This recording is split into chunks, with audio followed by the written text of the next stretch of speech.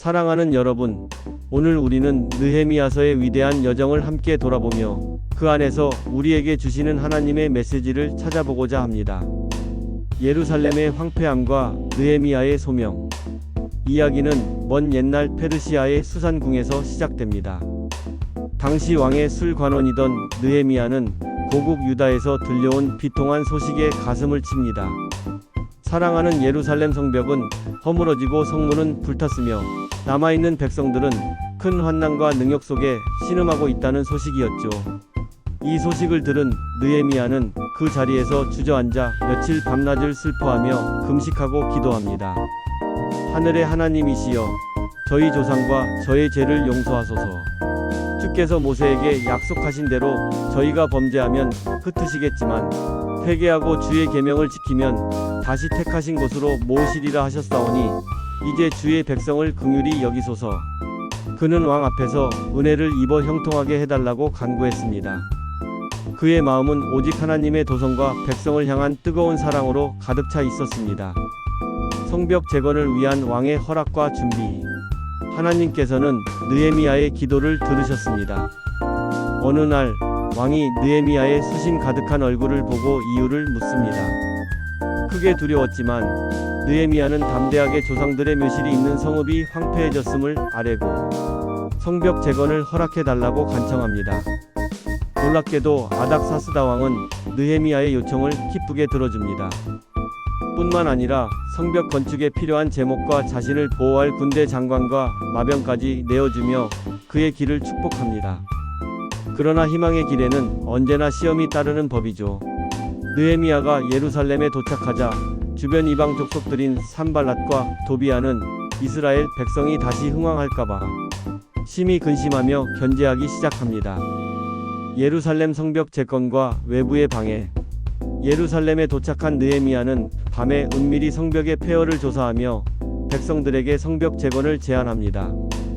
여러분, 우리가 당한 곤경과 수치를 보십시오. 이제 일어나 이 성을 건축하여 다시는 수치를 당하지 맙시다. 하나님의 선한 손이 돕고 왕이 허락했다는 말에 백성들은 일어나 건축하자 외치며 힘을 모으기 시작합니다. 그러나 대적들의 방해는 더욱 심해졌습니다. 산발랏과 도비아, 그리고 아라비아 사람 게셈은 백성을 업신여기고 비웃으며 왕을 배반하려는 것이 아니냐고 비난했습니다. 하지만 느헤미야는 단호히 맞섰습니다. 하늘의 하나님이 우리를 형통하게 하실 것이다. 너희는 예루살렘에서 아무 기업도 권리도 기억되는 바도 없다. 성벽 건축이 절반쯤 진행되자 대적들은 더욱 분노하여 예루살렘을 치고 요란하게 할 계획을 세웁니다. 하지만 느헤미야는 기도하며 주야로 파수꾼을 세워 방비했습니다. 백성들이 낙담할 때 그는 이렇게 외쳤습니다. 대적들을 두려워하지 말고 지극히 크시고 두려우신 하나님을 기억하며 너희 형제와 자녀와 아내와 집을 위하여 싸우라.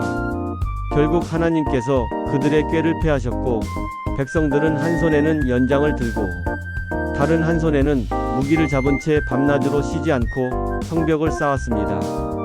놀랍게도 단 52일 만에 성벽 공사가 마무리됩니다.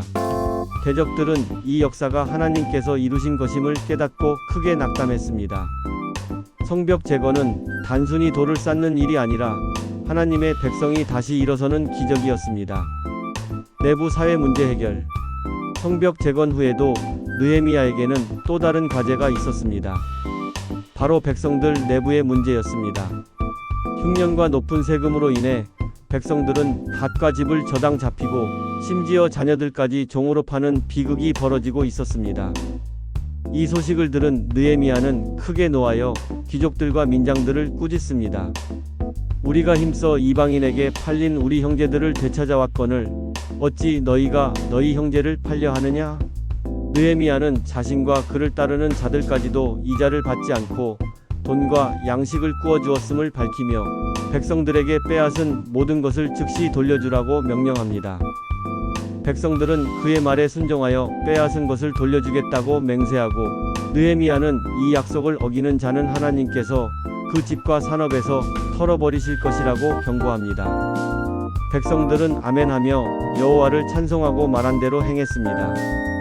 느헤미야는 총독으로 12년 동안 봉사하면서도 백성에게 짐을 지우지 않았습니다.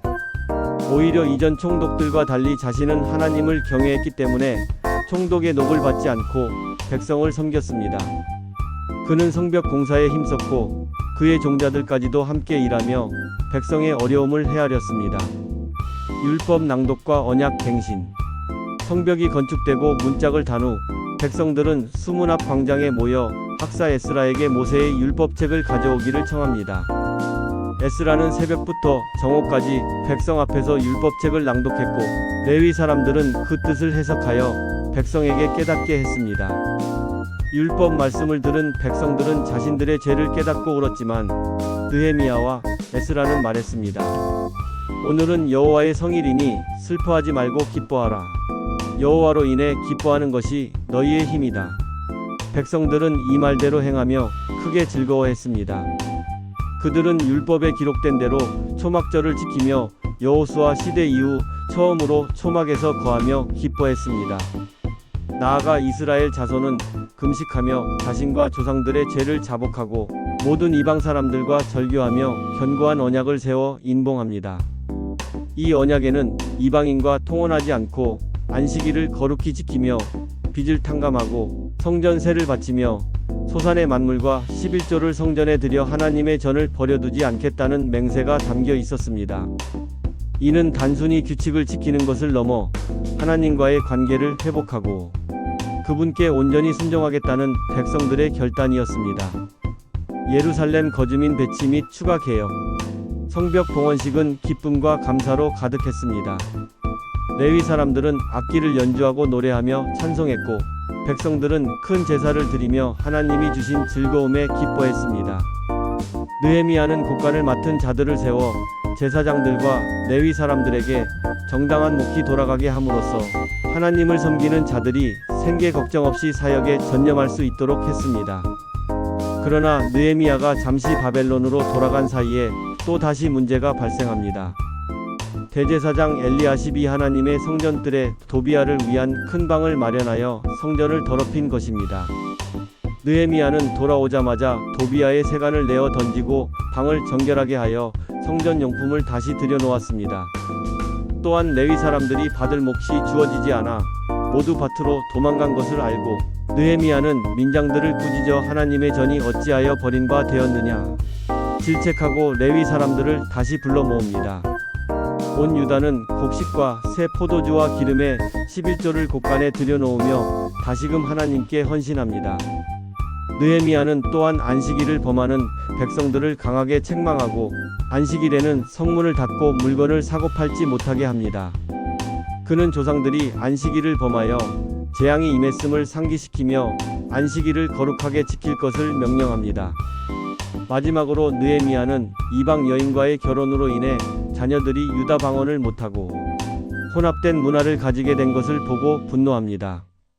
그는 솔로몬 왕의 예를 들며 이방 여인으로 인해 범죄하지 않도록 경고하고 대제사장의 손자조차 산발랏의 사위가 된 것을 알고 그를 쫓아냅니다. 그는 이러한 제사장 직분의 더럽힘과 언약 위반을 하나님께 기억해 달라고 간구하며 이방 사람을 떠나게 하고 제사장과 레위 사람의 반열을 세워 각자 자기 일을 맡게 하며 하나님의 전을 온전히 세우는 데 헌신합니다. 하나님의 메시지. 사랑하는 여러분, 느헤미야서는 단순히 성벽을 재건하는 이야기가 아닙니다. 이는 죄로 인해 무너진 공동체가 하나님의 말씀을 통해 다시 회복되고 기도와 순종으로 어려움을 극복하며 리더십과 공동체의 헌신으로 하나님의 뜻을 이루어가는 위대한 이야기입니다. 느헤미야의 삶을 통해 하나님은 우리에게 몇 가지 중요한 메시지를 주십니다. 하나님의 마음으로 고통을 품으라. 느헤미야는 단순히 소식을 듣는 것을 넘어 백성의 고통을 자신의 아픔으로 여기고 통곡하며 기도했습니다. 우리도 주변의 아픔과 고통에 하나님의 마음으로 반응해야 합니다. 기도하며 담대하게 나아가라. 느헤미야는 두려움 속에서도 하나님께 묵도하며 담대하게 왕에게 나아갔습니다. 우리가 어떤 일을 시작하기 전에 먼저 하나님께 기도하고 그분께서 주시는 용기로 나아가야 함을 보여줍니다. 말씀 위에 굳건히 설화. 성벽이 재건된 후 백성들은 에스라의 율법 낭독을 통해 하나님의 말씀을 깨닫고 언약을 갱신했습니다. 우리 삶의 진정한 회복과 힘은 바로 하나님의 말씀에 있습니다. 내부의 문제를 해결하라. 느헤미야는 외부의 방해뿐 아니라 내부의 불의와 부패에도 단호하게 맞서 싸웠습니다. 진정한 회복은 겉모습만이 아닌 우리의 내면과 공동체 안의 죄와 불의를 해결할 때 이루어집니다. 하나님을 경외함이 힘이다. 느헤미야는 총독의 권세를 사사롭게 사용하지 않고 오직 하나님을 경외하는 마음으로 백성을 섬겼습니다. 우리의 모든 행동의 기준은 바로 하나님을 향한 경외심이어야 합니다. 오늘날 우리의 삶에도 무너진 성벽, 즉 회복되어야 할 관계, 깨어진 공동체, 무너진 믿음의 영역들이 있을 수 있습니다. 느헤미야처럼 하나님의 마음을 품고 기도로 나아가며 말씀 위에 굳건히 서서 우리의 삶과 공동체를 하나님의 뜻대로 세워가는 저와 여러분이 되기를 간절히 소망합니다. 이 이야기 속에서 여러분은 어떤 메시지를 발견하셨나요?